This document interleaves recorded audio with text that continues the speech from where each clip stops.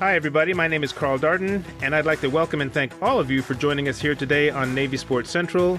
I am your host, and this is the official podcast of the Navy Sports Nation, where we take a deeper dive into Navy sports. In this episode, we'll pick back up again with our preview of the 2021 Navy football team by taking a look at the defensive line, and we'll also bring you up to speed on any off-season developments across all the Navy sports. So don't go anywhere. We have lots of good stuff to talk about.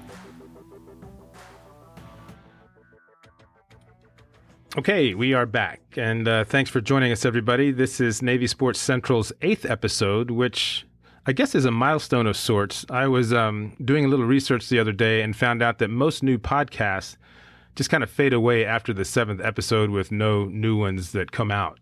Now, I did some digging into this and found out that they usually have something to do with unrealistic expectations, which I don't think I have, or just not having enough time. And that hasn't been an issue for me either, at least not so far. Anyway, I do this mostly for fun, and I've been at it for, I guess, a few months now. Our first episode dropped in late March, and I do learn something new with just about every episode, so I hope you guys are enjoying hearing the content just as much as I enjoy coming up with it. One of the things I like the most is having guests on the podcast because it's always fun to get their perspective on whatever topic we're discussing. And it gives me a chance to learn a few things, too. So I believe we've had guests on 3 of these first 7 podcasts, and I'm looking to kind of bump that up a little bit, maybe get on a couple more in the summer before the fall sports season starts up. So again, this is our 8th of what I hope to be many more episodes. And as always, I appreciate your support and ask that you continue to spread the word about the podcast to all the Navy fans out there. So thanks very much for that. Now, this being the summer, there isn't much in the way of a sports update, but there is one team that stays pretty busy, and that's the Navy Offshore Sailing Team. They recently sent 5 boats to the annual Annapolis to Newport race, and that's like 500 miles in case you're wondering. And they ended up winning the Surfland Trophy for the best performance by a service academy. And by the way, those other 2 were the Coast Guard and Merchant Marine Academies. And this week, the team will be competing in the New York Yacht Club annual regatta, so you guys will probably get an update on that next week on the Navy Sports Nation group Facebook page. All right, now let's get into our conversation on the Navy defense.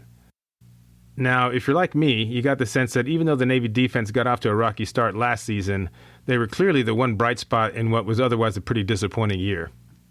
The pandemic protocols really prevented Coach Newberry and his staff from getting the team ready the way they normally would. I mean, there's like 0 contact the entire fall, so that really makes a big difference, and it showed early on. If you look at the first 6 quarters, so that would be the entire BYU game and the first half of the Tulane game, the Navy defense allowed 79 points. And it took them into game 6 in 2019 to hit that total. So yeah, things were pretty rough to say the least. Now, to their credit, the defense definitely pulled things together in the second half of the Tulane game, and then they played well enough as a unit to come away with wins against Temple and East Carolina. Then you had Houston and SMU scoring a combined 88 points on the defense before the pandemic stopped play for about 4 weeks. Now, here's the thing. When the defense took the field for the final 3 games, they looked just like that unit that played so well in 2019. I mean, they're only allowing 15 points per game across that 3-game stretch. During the break, the defense got back to basics and came out playing that same aggressive style that we saw before. And unfortunately, the tough part was the offense never really found its rhythm, so the team couldn't take advantage of that great defensive effort. So the end result was a 3-7 record. But based on how things finished up, I feel like the defense isn't going to have all that much trouble getting back to their 2019 form. For one thing, Coach Newberry and his staff got a chance to see a lot of new faces on the field last fall, and that was primarily due to having to deal with injuries and also players being out due to COVID protocols and things like that. But the second reason is because the defense got a chance to get in a full spring practice session. And this allowed the coaching staff to teach the defense at full speed with full contact. I mean, there's simply no substitute for those 2 elements when it comes to preparing a team to play. And after listening to some of the post-spring practice interviews with the defensive coaches, they really liked what they saw. So today we're going to focus on the defensive line because for Coach Newberry's system to be the most effective, everything's got to be clicking up front. It all comes down to controlling the point of attack and getting the offense back on their heels. And we'll pretty much do the same thing we did when we reviewed the offense last month. We'll take a look at the first couple of players on the depth chart, And what you're going to hear in the way of player assessments are things that Coach Newberry shared on the interview that he had with the local media just right after spring practice was over. And then I'll go ahead and throw in my 2 cents based on what I've seen from the player, whether it's on film from a game last year or if they're a younger player, probably from their senior year in high school. So we're going to go ahead and start with the defensive end position. The top player in the depth chart is Jacob Busick. He is a 6'4", 250-pound sophomore from Westminster, Maryland.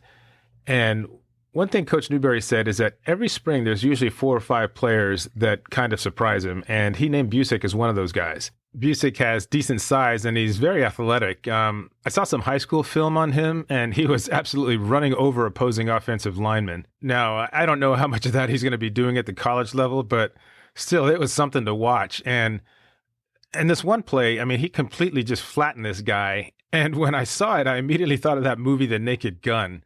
I don't know how many of you guys saw that, but towards the end of this movie, this bad guy played by Ricardo Montalban, who's the Fantasy Island guy, he takes a header off the top of the LA Coliseum and lands on the street.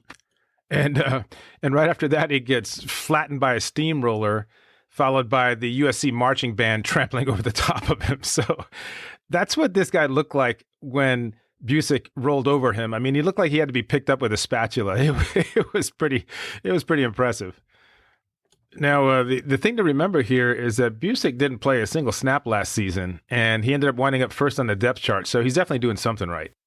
As I was watching the film on him from high school, and no doubt he's gotten better at all of these things, but I picked up 3 things that really stood out to me, and we'll start with the first one. He gets upfield really well. He's deceptively quick, and if you can't roll right over the guy, he uses his footwork and good technique to get around him. The second thing I noticed is he fights off blocks really well, and he can come back and make a play. So this is really, really important for a defense when it comes to controlling the point of attack. There are a number of times when I saw Busick blocked at the line, but he kept his eyes on the play, shed the block, and made the tackle for either a loss, or he at least kept the yards being gained to a minimum. And the third thing is he's a sure tackler who can really get into the legs of a ball carrier and bring him down. Early last season, the Mids have some difficulty getting guys on the ground. Now, that did change as the season went on, and they did a much better job. So I'm guessing that Busick wouldn't have been listed at number 1 on the depth chart if the coaches weren't 100% confident about his tackling ability. So they are very excited about him, and they also like the guy backing him up, and his name is Max Musin. He is also a sophomore, and he goes at 6'1", 251 pounds.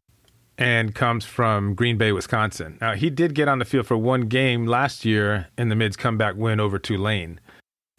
Now, the one thing I saw from Musin's high school game film that stood out to me was that when the action is going away from him, he is really good at getting across the field to make a play. And this is another key element when it comes to controlling the line of scrimmage in Coach Newberry's defensive scheme. Just because things may be happening away from you, it doesn't mean you can't be a factor. And on one of the plays that I saw from Musin's senior year, he came from all the way across the field from his defensive end position and tackled the ball carrier from behind. And I believe he threw him for a loss on that play because he didn't quite get to the line of scrimmage. It was basically just an end run, a sweep type play. And then on another play, he was tracking down the quarterback who was rolling out the throw and disrupted his rhythm just enough to force an interception. So based on what I've heard from Coach Newberry, it sounds like he's pretty comfortable with what he's got at the defensive end position with both Jacob Busick and Max Musin, and expect both of those guys to be on the field quite a bit this season. Okay, we're going to take a short break, and when we return, we're going to go ahead and pick back up with the defensive tackle position.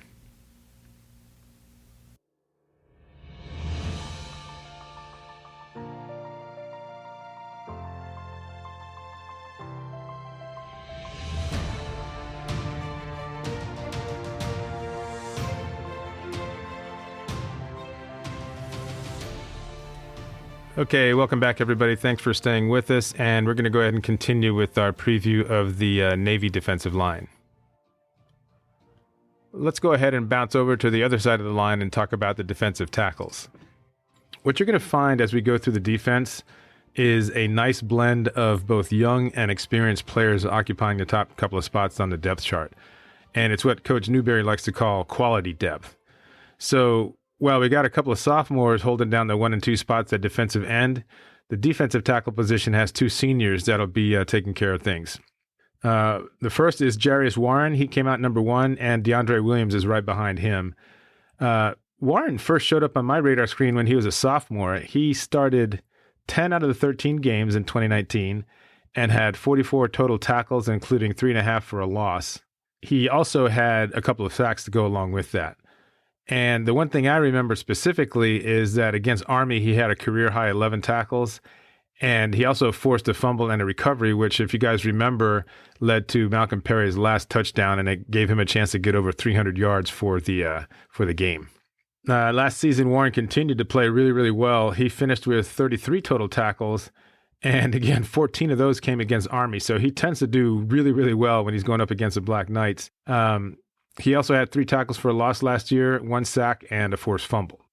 So Jarius Warren brings a lot of experience to the position. He's played a ton of snaps, and his playmaking ability was one of the reasons for the big turnaround in the defense over the last 3 games of last year. Now, when Warren comes out for a breather, you'll be seeing DeAndre Williams in at defensive tackle. He goes 6 feet, 274 pounds, and he also got a lot of time on the field last year and playing in 9 of the 10 games. In fact, he was one of the reasons the defense pitched a shutout against Tulane in the second half, allowing the Miz to make that big comeback win. Williams also saw a lot of playing time in 2019, so between him and Warren, the defensive tackle position looks pretty solid. Like the defensive ends, both of these guys will see a lot of playing time just because of the nature of the position. You're going to have to be rolling people in and out of there just to keep them fresh. So it's nice to have that kind of experience on the right side of the line. All right, we've got the nose guard left now. So last year, the Mids did have some challenges at this position, but things got quite a bit better when Donald Berniard Jr., who was a freshman, moved into the starting role with about 6 games left in the season. He finished the year with 9 tackles, including 1 for a loss in those games, and that may not seem like a high number, but remember that a nose guard's role is completely different from some of the other positions. He's there to completely disrupt the other team's interior running game. So if he's able to shed his block, get in a gap, and make the ball carrier go in a different direction, that can allow the pursuit to catch up and stop the offense from gaining some pretty big yards or even to making a tackle for a loss. The Mids have a history of producing some pretty terrific nose guards in recent years. Just going back to 2016, we had Bernie Sarah, and he was probably one of the finest that ever played that position. And just a couple of years ago, the Mids had Jackson Pittman, who was such a dominant force in that 31-7 win over Army. So this fall, Berniard, who is also known as Biscuit, came out of spring practices listed at number 1. And by the way, there is a story behind his nickname, but Coach Newberry couldn't recall it when he was asked at the press conference. It'll probably come out later, but Coach did make a point of saying that Berniard prefers to be called Biscuit, so we're all good there. This is another guy that Coach Newberry is very excited about. I mean, Berniard put on 15 pounds before spring practices started, and he hasn't missed a step, so that would put him a little over 280, and he's got an even better understanding of the defense now, and he knows what his responsibilities are. So that combined with his excellent athleticism earned him that top spot. The guy who'll be backing up Berniard at nose guard is a 6 foot, 300-pound junior from Fort Collins, Colorado, and his name is Alifacio Cepeda. He saw a good amount of playing time last year, getting into 7 games and starting 1 of them. And the interesting thing about Cepeda is he does have football in his blood. His dad, Blaine, played in the NFL for about 4 years in the early 2000s. Cepeda's weight puts him fairly close to where Jackson Pittman played a couple years ago, and it's just a matter of him just continuing to sharpen up his technique and everything. But the coaches really liked the spring that he had. So, again, I think that Coach Newberry and his staff are pretty comfortable with their defensive front, and that's going to be so critical because everything starts there, and then the rest of the defense is driven by the linebackers in the secondary, and we'll take a look at those guys in the coming weeks. So that gives us a pretty good look at the Navy defensive line going into the fall.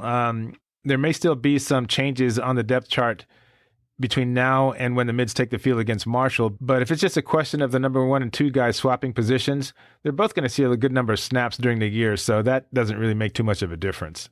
Now, my biggest takeaway from watching Coach Newberry answer the media's questions is a kind of vibe that says he's really fired up about the guys he's got on the defensive side of the ball. The 6 players on the defensive line are just part of the story. And what I'm talking about will become a little bit more clear when we discuss the linebackers and the secondary in the next few episodes, as I'd mentioned before.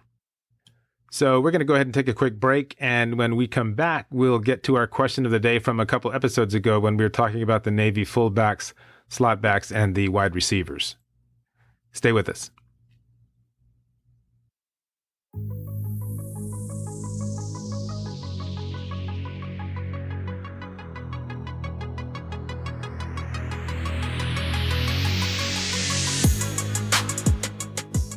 Okay, welcome back to Navy Sports Central. Carl Darden here with you. And now we are going to circle back and look at our question of the day from a couple episodes ago when we previewed the fullbacks, slot backs, and wide receivers.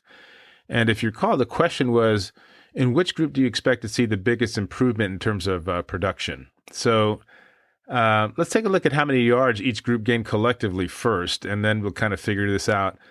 The fullbacks were by far the most productive of the three. They put up 1,003 rushing yards in 2020 and also 103 receiving yards. So altogether, that was 1,106 yards. The slotbacks came in with 324 rushing yards and 295 receiving for a total of 619. And the wide receivers caught 569 yards worth of passes while running for 14, which gave them 583 yards. So based on the numbers, I'm guessing that it's going to come down to either the slot backs or the wide receivers. Now, that's not a slight on the fullbacks. I mean, they did put up over 1,100 yards in 2020, and they also came up with 1,435 yards in 2019. And by the way, all but 105 of those were on the ground. I think the fullbacks will improve on their 2020 numbers, and they may even go past the 1,435 they picked up a couple seasons ago. But whether you look at this as an improvement of around 300 yards or an increase between 25 and 30%, I actually think there's a little bit more upside potential for both these slot backs and wide receivers, and you'll see what I'm talking about in a second here. So in 2019, the slot backs produced 1,480 yard rushing and receiving yards, and that was more than twice as many as they put up last season. I'm not saying that they're going to reach that number again, but I definitely think they'll crack 1,000 total yards, which would mean an increase of about 381. I just believe the quarterbacks are going to do a great job making the right reads to get the ball into their hands. Now, as far as the wide receivers go, their production, I think, is probably going to depend on who winds up being the starting quarterback. If it's Xavier Arline, their numbers may improve a little, assuming he sharpened up his passing skills, but I don't know that it'd be a significant increase over the 569 yards they picked up last year, because as we know, Coach Jasper tends to call games based on the quarterback's strengths, and we all know that Arline's strength is running the ball. Now, if Ty Levitai gets the starting job, the odds are Coach Jasper will call more passing plays to take advantage of his arm. The receivers produced 1,144 yards in 2019. Again, I don't know that they'll get to that number, but they probably don't need to, assuming the quarterback run production winds up being somewhere north of about 700 yards. I'd like to see the receivers get close to 1,000 yards because that means we'd be seeing Michael Cooper and Mark Walker with their hands on the ball a lot more often, and that's always a good thing. So after looking at all this information, I'm going to say that the slot backs are probably going to have the biggest improvement in terms of total yards. I think Chance Warren is going to have a breakout season. The rest of the slot backs led by Carlinos Acey are capable of putting up another 200 to 300 yards, so they should easily double their 2020 run production. And if they come anywhere close to matching their receiving yards, it should put them over 1,000 yards, and this would represent a 61% increase overall. So that's my take. I'm officially on the record, and at the end of the season, we'll look at the numbers again to see how things turned out. Now that brings us to our question of the day for this episode, and it's pretty straightforward. Since you've been following Navy football, who has been your favorite defensive lineman? And let's go ahead and not limit it to the triple option era. I know that tends to be our frame of reference, but it can be even beyond that. I'm just kind of curious to get your guys' take. I have one in mind, and I'll share that with you on our next episode. Okay, we're going to jump away for a quick break, and when we come back, I'll get you guys caught up on what's been going on with some of our athletes during the first part of the summer.